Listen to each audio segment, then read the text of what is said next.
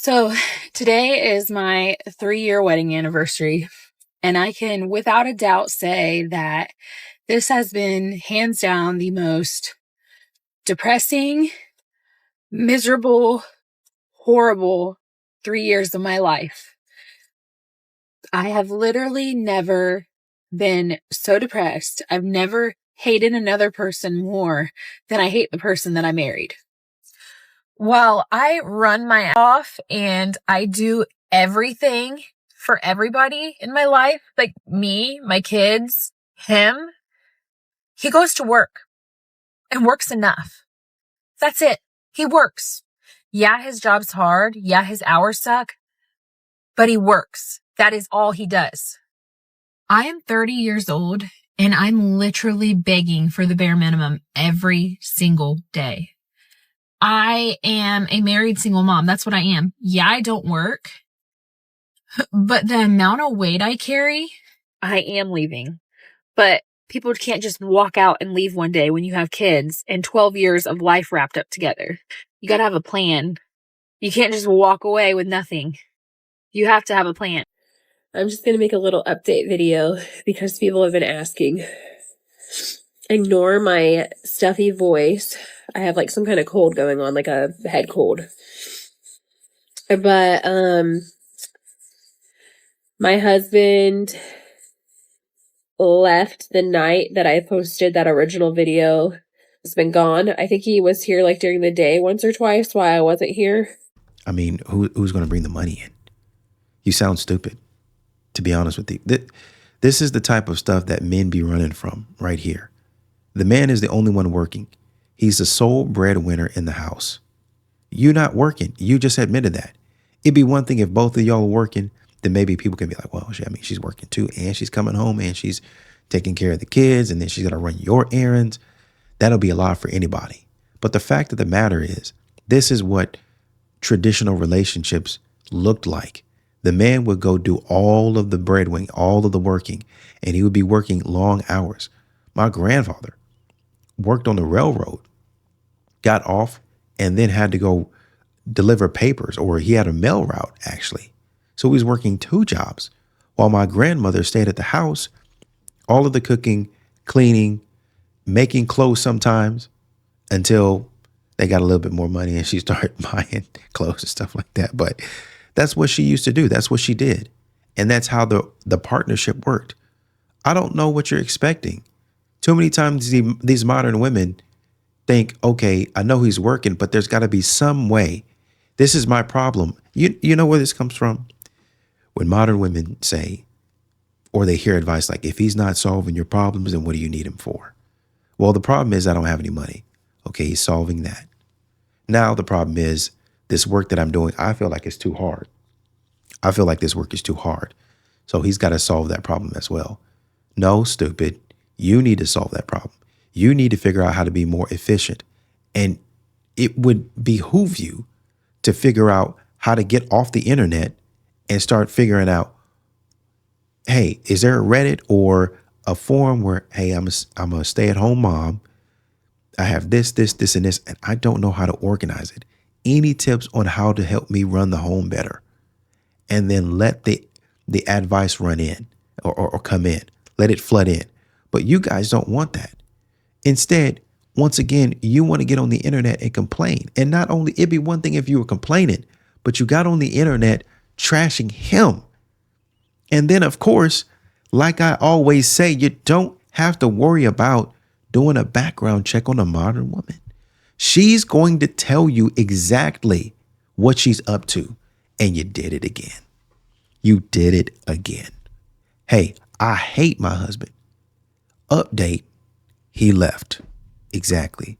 Because you was acting stupid and you sounded stupid. And you got what you deserved. Close your mouth. Get off the internet. Figure out a way to actually be a partner in your relationship, and maybe it will turn out better. Man, such a miserable human being. God. I wish a man would look at me and be like, yeah, for the first date, let's go to the bar. Let's go grab a drink. Hi, beautiful ladies. High caliber, beautiful, gorgeous ladies. We're not doing bar dates in 2025. That is crazy. For a man to look at you and be like, oh, let's go to the bar to try to get you tipsy. We're not doing that.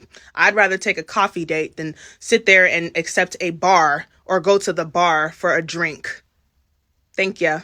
However you want to do it, wherever you want to do it, just sit down and shut up. Just, I mean, God, dog, is there always something wrong? They always have something that they want to say. I mean, they're never satisfied. Don't take me out for drinks. Take me out for coffee. Okay, then just tell him that. There's no reason that you need to tell the internet. There's no modern women are so freaking rude. There's no reason that you need to tell the man or the internet, well, I ain't accepting this. Nobody cares. Nobody cares. Get off the internet, bro. You want a father, not a husband. Hear me out. You want a father, not a husband. You want a father, not a partner. You want a father, not a covenant partner. You want a father, not a significant other. You want this significant other to embody everything that your father did not. And in that, sometimes, let's listen to comprehend, sometimes we expect so much out of this partner that we don't realize that we're trying to fill a void that we never healed from. And one of the things that I am learning is that my partner is not my father. My husband will not be my father. My husband will be the head, he will lead, but he is not my father. And I can't expect him to heal parts that were broken, trauma, whatever it is. I have to go to God about that. I have to get into therapy. I have to do the necessary things to heal. But to project your pain, your experience, your trauma on another human being and expect them to come and do all of these things your father should have done, or that you feel like your father should have done, is not fair to that person. And I think that a lot of people, just based off a lot of the comments that I'm reading on my videos recently, and just a lot of the disarray on the internet, it's a lot of broken people looking for fathers in their husbands and feeling like their significant others, husbands, boyfriends, whatever, can make up for the fathers when it's two different roles. I don't think it's wrong to want certain traits that your father had in a man. Usually we as women look at the man of the house, our father, and we take different traits for a partner. But again, your significant other, your husband, your man is not your father. Your father is your father. And your husband, your mate, your man is your husband, your mate, your man. Do y'all get what I'm saying? Or am I just thinking this in my car and I'm completely wrong? No, I got what you're saying. There are two different roles, and modern women try to mix them. It's like, I want a thug, but then I want a businessman. You know what I mean? I want a criminal, but then I want an upstanding citizen. I want him to know how to do criminal activities, what they mean by street smart, but then also not be so deep in the criminal game that he can't clean up and be a member of society. That criminal edge is going to bring down like a mystery, like a darker side of him where he can turn it on and turn it off. Basically, so many times these modern women want a machine, and they want to be able to come in and just start pressing buttons on this machine, or like a website to where they go in and they filter out what they want. Okay, I'm looking for dresses today. Okay, I want a black dress. I want it in a large. I want the knee length or the skirt length to be mid-thigh. I want it to have sequins, but just on the neckline. And I want it to have an open back. I want it to have like a V-neck, but doesn't show too much, just enough. And even I can customize that. That's what they're looking for in a man. Completely customizable. I can pick this, I can take out that, and it will be the exact perfect man that I want. And so I'm taking qualities of my dad where he has a different role. It's similar in the way that he has to protect you and to provide for you. But a dad looks at his daughter differently from what a husband does. With your husband, it's romantic. Yes, he's going to protect and provide for you, but his love is different from your dad's love. Your dad loves you in a way of, this is my little girl. This is my baby. This is the one that I'm raising, I'm teaching to do things. And so he sees you as you're not an equal to your dad. You know what I mean? Like every single year that you grow, he grows. Every single year that, if you have a good father, every single year that passes, he gets wiser and he passes that knowledge down to you. And it's similar with your man, but you guys are more equal, if that makes any sense. Like not equal in the way that you're going to be running everything, but your input matters just as much as your husband's does. Every single year, y'all are supposed to grow together. He's not supposed to necessarily outpace you. But too many times, that's what modern women want. I want a man to be equal to me, but I want a man to outpace me. I want a man to be on my level, but then I want a man to be so far ahead of me that I always learn. And it puts men in a tricky spot because modern women are always, for some reason, expecting the man to be perfect. They're expecting the man to exceed expectations, while quite honestly, they're satisfactory or below average in what they do. They're below average in what they provide or satisfactory in what they provide. So it's weird. I know what you mean when you say, well, I want a man like my dad. I know what you mean, but this is where effective communication comes in, because you need to say, well, my dad protected me. He was a provider for me. I'm looking for a man like that. Now, let me branch off and say, my dad is not my husband. So I'm thinking that my husband is going to A, B, and C, and you work it out like. I have a theory around why so many amazing type A girls are single. And it's not because they don't deserve love or that they would make for really good partners or that they're ready for love.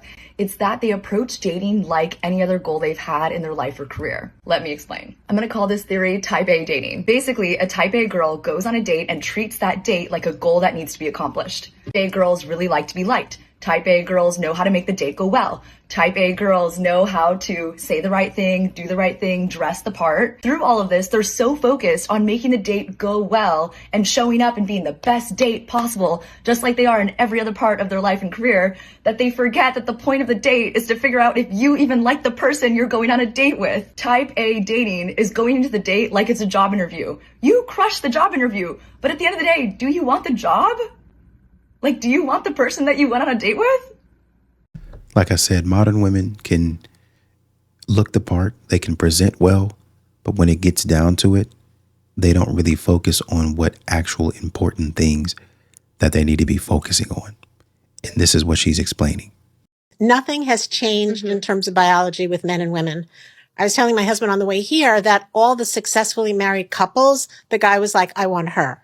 Okay. Judd Apatow, the director, saw Leslie Mann, said, that's my wife. Oh, wow. You know, Billy Crystal, that's my wife. Like in 2 seconds, they know who they want. Like the cavemen, they were like, I want her, you know. No matter how sophisticated we've gotten with our careers and we own condos and we run 5K races and, you know, whatever, we still have to be picked. We can't go to a guy and pick him. It just doesn't work that way biologically. The men are hunters. And if they're not picking you, you're just going to be wasting your time. Exactly. You can't make a man like you. You can't make him like you by being nice, by decorating his apartment, by paying, by sleeping with him. And let me stress, the man has got to want to pick you. So many modern women, there are no qualities that a man would want from you to even pick you. Potential hot take, but can boys stop responding so fast, please? It's such an ick to me. Okay, boys, write this down. It's icky to reply too fast. Are they a slow texter or are they just not that into you? Oh, wait. Okay, no. Do reply faster or else they'll think you're not into her. My bad. Here's a PSA for all the single ladies. If a guy texts you back right away, or if he's messaging you nonstop all day, probably seems really flattering, right? But it's not. It means he has nothing else better to do. Wait. Okay, don't reply. They hate it.